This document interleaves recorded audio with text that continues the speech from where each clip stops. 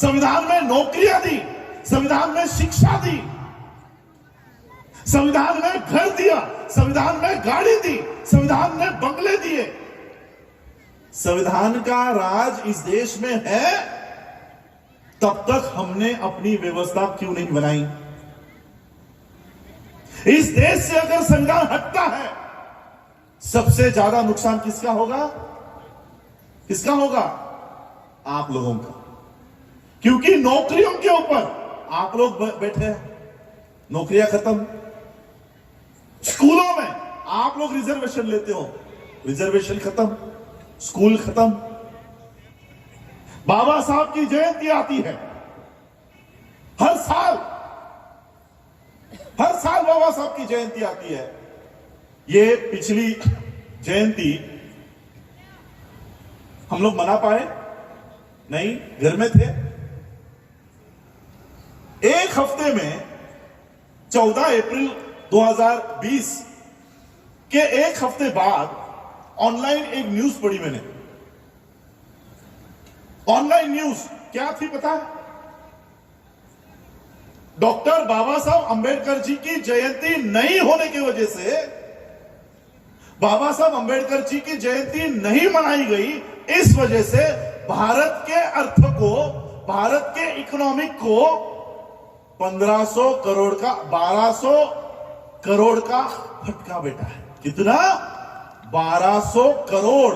आप लोग बाबा साहब की जयंती के लिए कितना रुपया खर्च करते हो एक साल में? 1200 करोड़। ये कौन सा आंकड़ा है पता है? सिर्फ शहरों का आंकड़ा है। या आपके गांव में, गलियों में जो छोटी छोटी जयंतियां होती है, उसका आंकड़ा नहीं है। जयंती के लिए हम लोग पेंट करते हैं, घर को पेंट करते हैं, नई गाड़ी लेते हैं, नए कपड़े लेते हैं, मिठाई लेते हैं, लाइटिंग लगाते हैं, फटाके लगाते हैं, ऑर्केस्ट्रा मंगाते हैं, स्टेज लगाते हैं, प्रोग्राम करते हैं ना। इतना सारा खर्चा होता है। टोटल खर्चा एक जयंती का कितना है पता है? 2200 करोड़ रुपया का खर्चा है सिर्फ भारत का। 2200 करोड़ की एक जयंती हम एक साल में मनाते हैं। जो लोग इतना खर्चा करते हैं, उनकी एक स्कूल नहीं है, उनकी एक स्कूल नहीं है। स्कूल के लिए हमको कहां जाना पड़ता है? गुरु ब्रह्मा, गुरु विष्णु, गुरु देवो महेश्वरा, इनके दरवाजे में जाना पड़ता है। हमारी स्कूल नहीं। हम आज तक सरकारी नौकरियों के ऊपर निर्भर है कि यहां पर पोस्टिंग निकली तो अर्जी कर दूंगा, यहां पर पोस्टिंग निकली तो अर्जी कर दूंगा। हमारी इंडस्ट्रीज नहीं, और हो नहीं सकती। ऐसा नहीं है। कितना रुपया देते हो आप लोग भारत को एक दिन में? 1200 करोड़ सरकार के आंकड़ों के अनुसार। जो लोग सरकार को एक दिन में 1200 करोड़ रुपए देते हैं, उनकी 10 करोड़ की एक यूनिवर्सिटी नहीं। और ये आप लोग हो, ऐसे भी नहीं कि अडानी अंबानी पैसे दे रहा है, ये आप लोगों के जेब से जा रहे। इसलिए बाबा साहब ने उस समय कहा कि जब महार बटालियन चल रही थी, तब खुद की व्यवस्था क्यों खड़ी नहीं की? यही सवाल मैं आपको पूछता हूं कि आज जब संविधान इस देश में है, तब हम अपनी खुद की व्यवस्था क्यों खड़ी नहीं करते? क्यों हमको बार बार किसी और के दरवाजे पर जाने की नौबत आती है? स्कूल के लिए, नौकरी के लिए, व्यवसाय के लिए, अस्पताल के लिए। क्या है आपका खुद का कोई अस्पताल इस बसव कल्याण में? कोविड के सिचुएशन में हमारे कितने सारे कार्यकर्ता बेड नहीं मिला इसलिए मर गए। है हमारा खुद का अस्पताल? है खुद का अस्पताल हमारे पास? हमारे बच्चों को स्कूलों में अभी दाखिला देना बंद हो जाएगा। रायन इंटरनेशनल, कैम्ब्रिज, ऑक्सफोर्ड, ऐसे लोगों को अभी मान्यता मिलने वाली। जिन स्कूलों में आपके बच्चे पढ़ रहे हैं, वो सारे जमीनें ये उद्योगपतियों को देने का काम इस देश का प्रधानमंत्री कर रहा है। इस देश में फिर से हम लोगों को उसी मनुस्मृति के कानून में डालने का काम चल रहा है, जिससे बाबा साहब ने हमको बाहर निकाला है। जिससे बाबा साहब ने हम लोगों को बाहर निकाला, फिर से उसी में डालने का काम चल रहा है। फिर से अभी देखो, पेट्रोल इतना महंगा हो गया, 100 रुपया लीटर हो गया। बैठ पाओगे गाड़ियों में? आ गई कि नहीं बैलगाड़ी में? वो भी नहीं है आपके पास।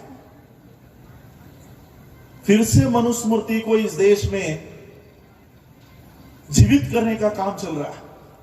इस बार 26 जनवरी को मैं दिल्ली में था किसानों के आंदोलन के लिए। नहीं चाहिए। उस समय राजपथ पर झांकियां निकलती है। पहली बार इस देश में, पहली बार, मौलाना जी मैं आपको बताना चाहूंगा कि पहली बार मनु की झांकी निकली।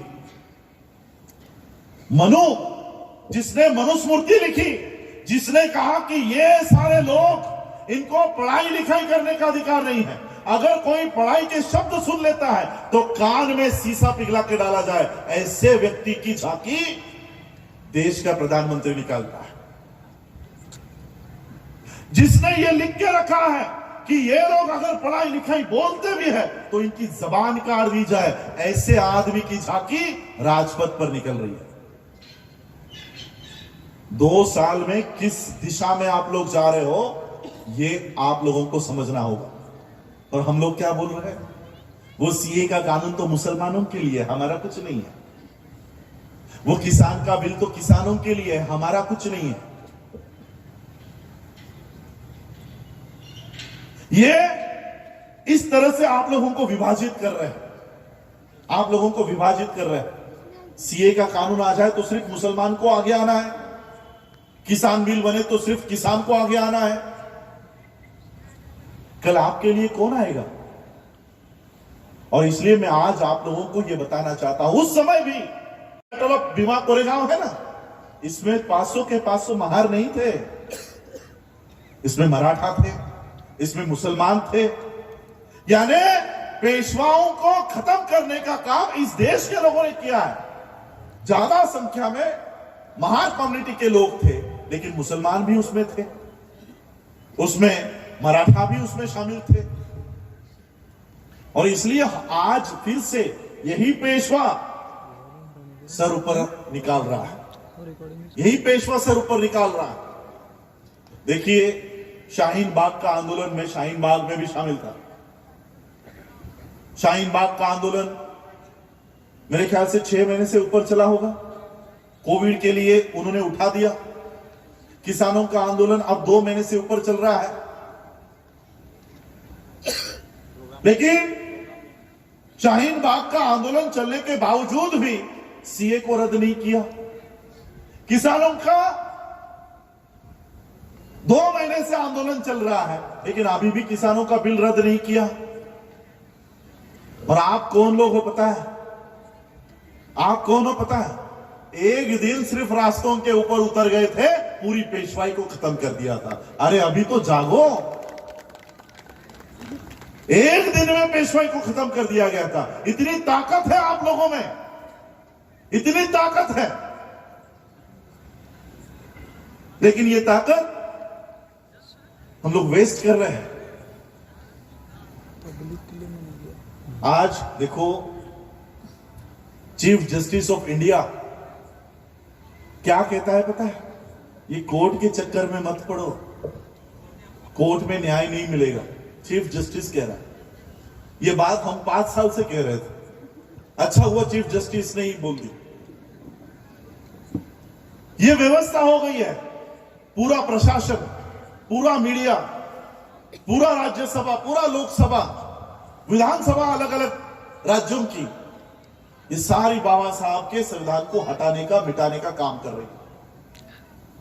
ये संविधान नहीं है, ये आपका वो सुरक्षा कवच है जो बाबा साहब आपको देकर गए थे, जो बाबा साहब ने आपको दिया। इसलिए आज अगर हम सुरक्षित हैं इस देश में तो वो संविधान की वजह से। ये संविधान सिर्फ आपके लिए नहीं, चाहे वो मुसलमान हो, चाहे वो क्रिश्चियन हो, चाहे वो बौद्ध हो, यहां तक कि सवर्णों को भी बाबा साहब ने सुरक्षा दे दी कि जाओ तुम लोग भी ऐश करो। इसलिए मैं आप लोगों को आज बैटल ऑफ भीमा कोरेगांव के इस सूर्य दिन पर यही याद दिलाने के लिए आया हूं। आपको लगता होगा मेरे रास्तों के ऊपर आने से क्या होगा। हम लोग संख्या में कम है, हम लोग इस देश में संख्या में कम है। आपको लगेगा हम लोग अनुसूचित जाति के लोग हैं, एससी के लोग हैं, गांव में हमारे 10 घर होते हैं, हम कैसे इतनी बड़ी व्यवस्था को टक्कर दे सकते हैं। मुस्लिम कम से कम संख्या में तो ज्यादा है, कम से कम इकट्ठा तो है। हम तो इकट्ठा भी नहीं रहते हैं। आज एक घर यहां पर है तो दूसरा घर 10 किलोमीटर के बाद है। लेकिन मैं आपको फिर याद दिलाना चाहता हूं कि आप वो लोग हो, आप उनकी संतानें हो जिन्होंने 28,000 पेशवाओं को काट डाला था। ऐसे लोगों की आप संतानें हो, ऐसे लोगों के आप वंशज हो। इसलिए संख्या कम है, इसलिए बोलना नहीं है, विरोध नहीं करना है। ये ऐसा नहीं करो।